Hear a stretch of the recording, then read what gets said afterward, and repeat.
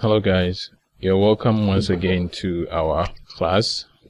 In this lesson we are going to talk about the view panel.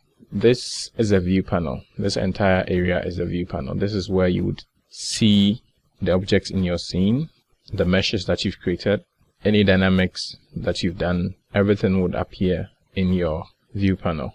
The default view panel is the perspective view, but you can use the quick layout buttons over here to switch from one view to multiple views. So I can switch from just one view to 4-pane view, and also to a 2-pane view, depending on whichever one that you select. Let's go back there.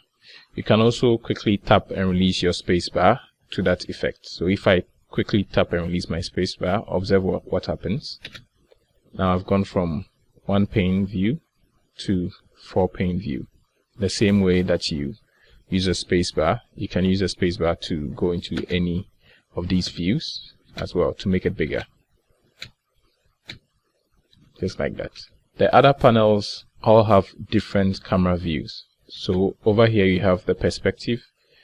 In here you have the top camera showing the top view, and this one you have the front camera showing you the front Z, and this is a side camera as well.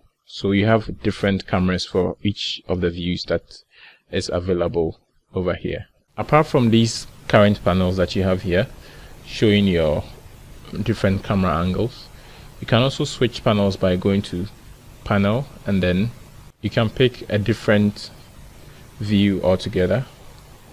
Apart from the orthographic views that you have over here, you can go to panels and then select any of these editors that are available to show in these 4-pane views. So for example, I can show the graph editor over here. If I want to show